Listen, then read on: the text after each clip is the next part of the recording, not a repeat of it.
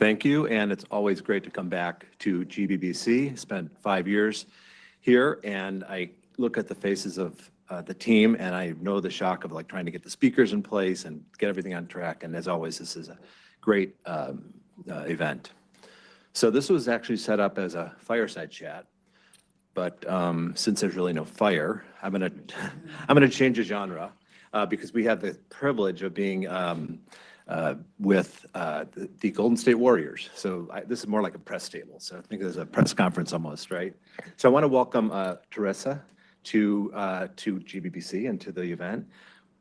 We're going to talk today about how she's worked on the team to build what we call sustainability from the ground up, how they built it into their whole culture, both in the building and then with the team. So glad to have you on board. Love to hear your story of how you got involved. Thank you. Well, what a privilege to be here. It's the first time. Can everyone hear me okay? I'm going to start getting this closer to me. Perfect. Excellent. Thank you. What a privilege to be here representing the entire team at Chase Center Arena. As the Vice President of Front of House Operations, I oversee multiple teams that make sure that we bring Chase Center Arena and Thrive City to life with every event that we have. I'm actually over our custodial and sustainability teams, our guest experiences team that welcome everyone to the venue from the first touch point, our parking and transportation team, our time and attendance. So many teams that make up exactly who we are and want to be in all areas and who drive our goals when it comes to sustainability and other areas as well that I'm sure we'll get into. I actually joined right before the arena opened in 2019. So I feel like I'm growing up with Chase Center. We're now in our 6th year. A lot has happened, but it's exciting to be able to share it with all of you. It's the first time I'm here, so this for me is a special treat. So thank you for having me. Can you talk about some of the innovation that you find fascinating when you came into the project? Absolutely. We built Chase Center Arena with sustainability in mind, and LEED Gold certification was our very first stop. And it shows up in different ways, but one of the areas I really love to talk about is how we preserve and conserve water. And in LEED certification, right, there are all these criteria and all these different ways that we have to make sure that we show our dedication and commitment long term. So when you're talking about water conservation, for us, it shows up different ways. One of the first ways, and I don't know how many of you have actually been to Chase Center, but I hope that you do visit, and we welcome you to, of course, be there with us. Even before you enter the venue, on Thrive City, we have incredibly beautiful landscape.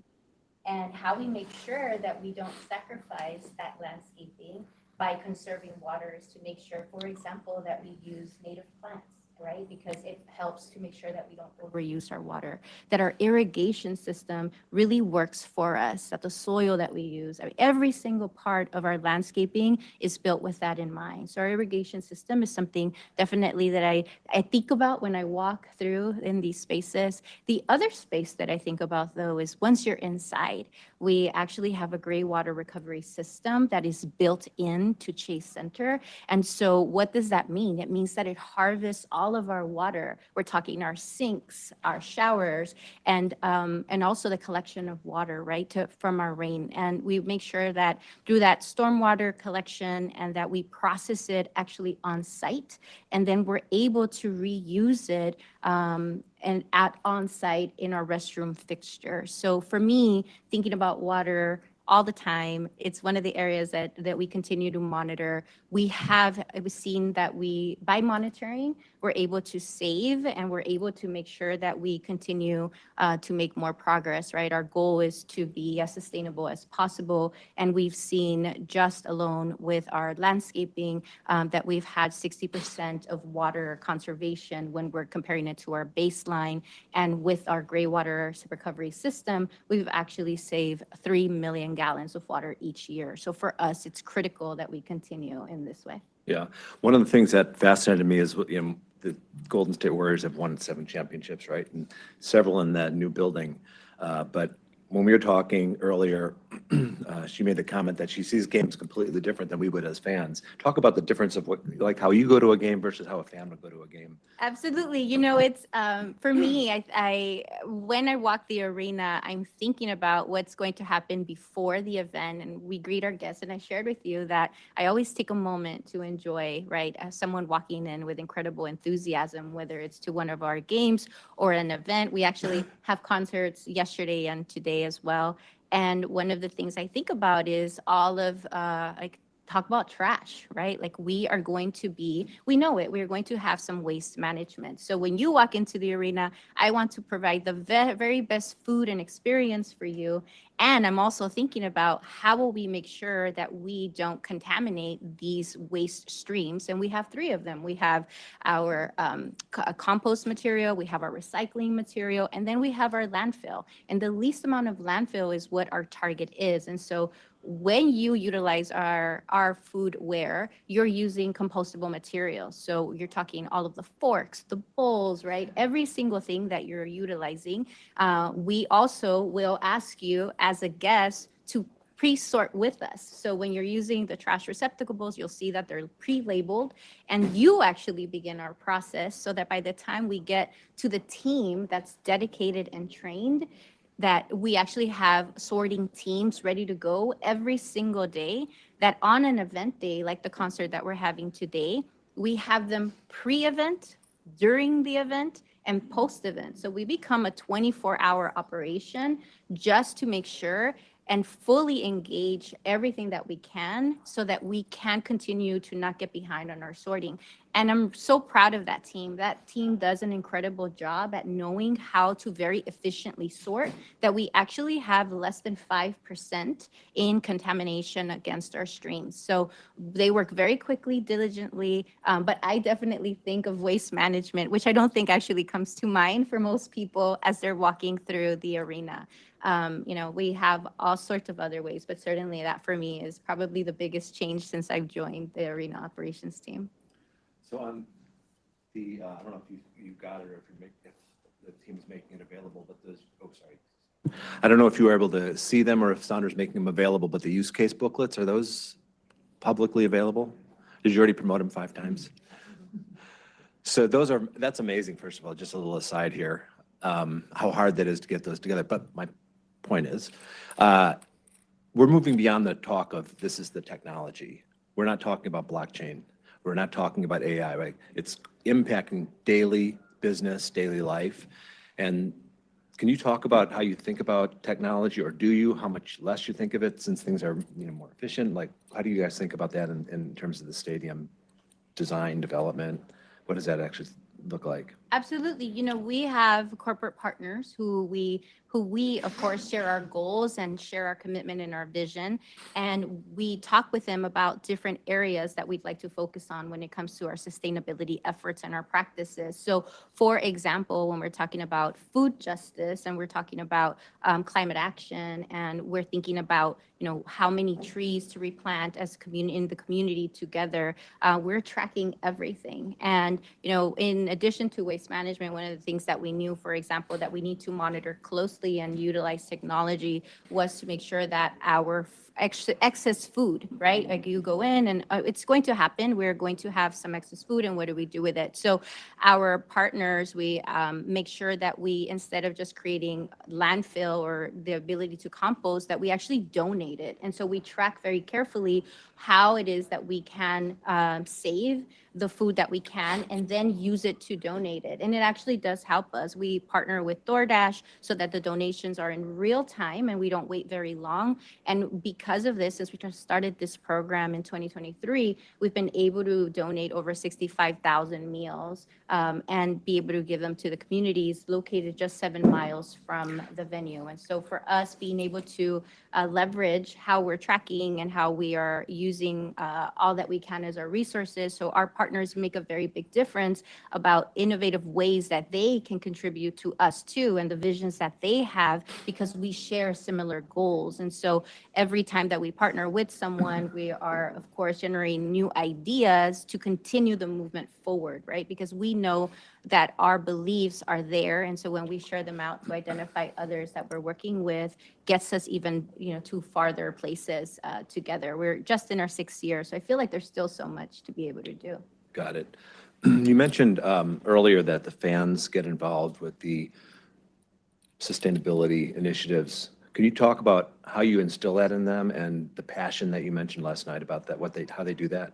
Absolutely. So we already talked about how we need all of you, right, to help us pre-sort in waste management. But in-game activations and engagement is huge for us. And so we have over 18,000 seats of fans who are there and who can actually help us take on initiatives. So one of the things that we did for sustainability was ask them what should be the next activation that we do. And one of the things that we had them do was vote during games about what they wanted us to do in the community. And everyone overwhelmingly said, you need to go out and plant trees. And so that's what we did with our partner at Kimberly-Clark. And we are very proud of that. It is because of the fan engagement that it also inspires our employee engagement, that we all get it. We're doing this, it takes all of us, right? Like I can be here with the teams and the teams understand the training, but the commitment, it's what lets us do this over and over again. We also have another partnership with Starry where we invite fans to bring sneakers that they no longer use. So we have our sustainability souls activation, and they, of course, we, instead of going to a landfill, we redirect where these sneakers are used. And sneaker culture is huge, right? So we meet people where they are, and we know that if we can engage in this way, it's fun, it's easy, they get it, they want to contribute, and are just finding ways on how to do this. So for us to be able to partner in this way, I feel like it's a win for everyone. So the culture is important, but then you've got the whole player side. And from what I've understood is some of the players really get involved in the sustainability side. Can you talk at all about how that's working or how they work around different projects? Absolutely. With the, thank you. Yes, because it takes, like I said, everyone, including our players and what they're passionate about. And on our social channels, we actually just talked about the ability to divert some of this food waste, right, and to actually donate it when there's excess food. So you'll see on our channels that our WNBA team, the Valkyries inaugural season, actually are talking about Pass the Plate, which is our program that we partner with Replate and with DoorDash, and we're talking about how we do this together. So when a player is passionate about an activation, or that because it drives an area that they believe in, it only goes so much farther. And I think that, the stories are what tell and are able to share out what others can do without having to be a player, right? Or having to be someone that they feel like, only certain people get to do that. It reaches them wherever they're at. As a fan who's walking in with a pair of sneakers, as a player who's talking about how we also think about excess food outside, when they're off the court, and how important it is to be a part of our community in this way, I do think tells a story overall about our sustainability. So to be able to have that and talk about that and have them live it with us, I think for me drives my work for sure, which is why I'm, hopefully you can catch my, infectious piece of this. Sustainability is huge for me, but I also think that once people understand it's not that difficult, we're removing all barriers to get there. We haven't even talked about transportation yet, right? Like there are so many different ways that you can be a part of this, whether, you're on the floor as a basketball player doing this professionally, or whether you're walking in for the very first time, or just hanging outside on the plaza. How do you measure that year over year? Like, what are your metrics for success every year? Yeah, so we, of course, have our yearly goals. And because we do monitor day to day, we want to make sure that we continue to see improvement. And so we have an incredible arena operations team that dedicates to the data, right, and are able to collect this information. And then we think about where these investments are going and whether we need to make these modifications. So we have ongoing work groups. And then in partnerships with these other partners, we're able to say, should we do something differently or should we not? So for us, take our transportation piece, right? Like in transportation, before we built Chase Center, we knew that we wanted to be a public transit first arena. And so we built a bus stop right in front of the arena. So your view, right? It's always, I come from public transit, so I know that the first mile and the last mile is always the barrier to people saying, well, I don't want to use public transportation. And so to have a stop right in front of us is huge. We have, of course, a partnership with the city, and we measure how many people take public transportation, but we incentivize. So your ticket to our venue for an event is actually your free pass to get on Muni in San Francisco. And it includes the bus, it includes the light rail. And so we are incentivizing, of course, our guests to take advantage of beautiful San Francisco and explore during the daytime without limits, and then join us afterward. And sure, grab a bite to eat outside and while in the good weather, and then come inside for the game. So to be able to measure year after year and say, okay, perhaps it's a promotion piece or people don't know about it, we'll think about it differently in our communications, or perhaps is evaluating and reflecting through our own fan base. Like, did you utilize public transportation to get there? We have over 300 bike valet spaces that we offer for free. So if that's a mode of transportation that you can use, have you tried it? How can we improve? And so it's these constant metrics around these areas that we want to make sure that we offer, and that if they're not working for some reason, but we know they're good ideas, how do we improve on them? So for us, all of these different alternative modes continues to add to the overall sustainability efforts that we're engaging in. So when you think about UNGA this week and the sustainability goal or the 2030 goals, like how does that come into your planning and vision?